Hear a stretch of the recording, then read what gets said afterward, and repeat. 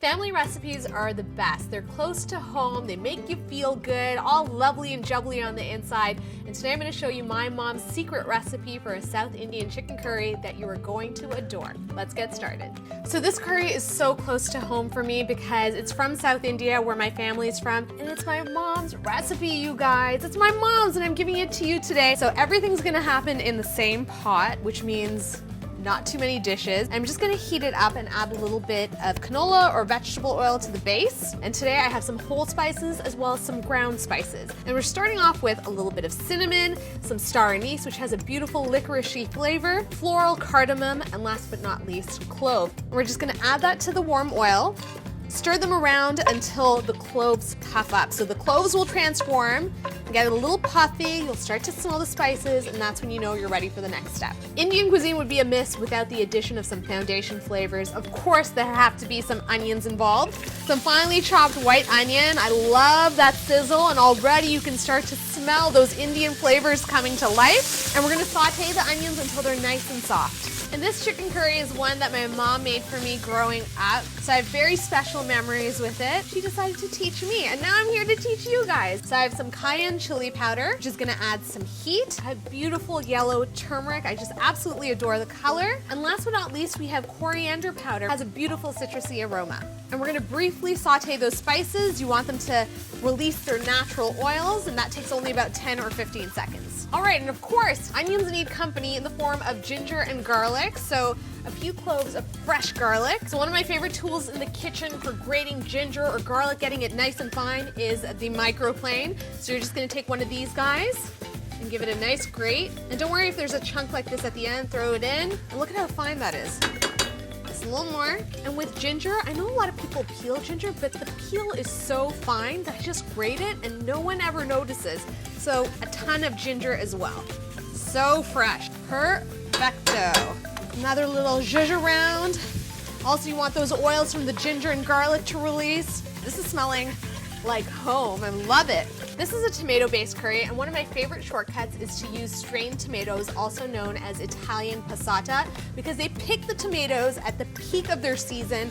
They're so yummy and tasty, and they just puree them down. So it's only tomatoes in the jar, and you get all that great tomatoey flavor without a lot of the effort.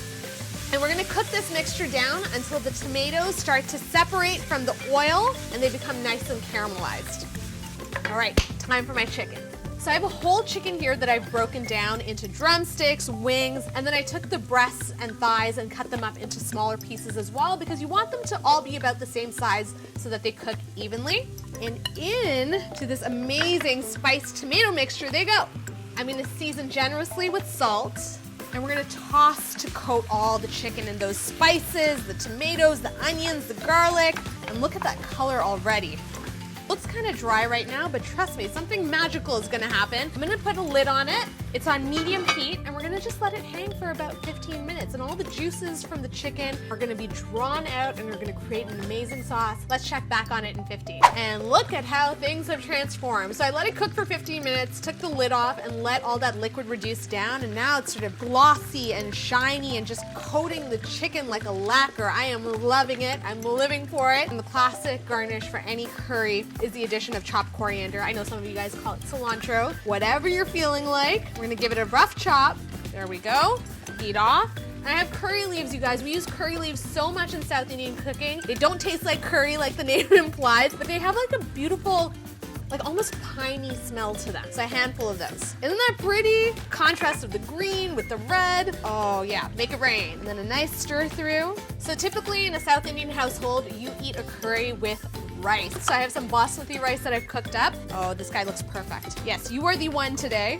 So a little piece of chicken, a little bit of the gravy on the side, maybe over the rice. Oh yeah, look at that color, so nice. But I think mom would be proud, for sure. For my Indian viewers out there, you're probably like, why aren't you eating this with your hands? It's kind of hot, so I'm gonna go in with a knife and fork, but if I was at home, I'd definitely eat with my hands. A little bit of basmati rice. I'm gonna blow on it, because I think it's gonna be really hot. Flavors on this are explosive. I mean, got the heat of the chili, all of those spices layered one on top of the other, the acidity and caramelization of the tomatoes, those curry leaves and coriander really set off the entire dish at the end. This is my mom's South Indian chicken curry, and I hope you make it at home.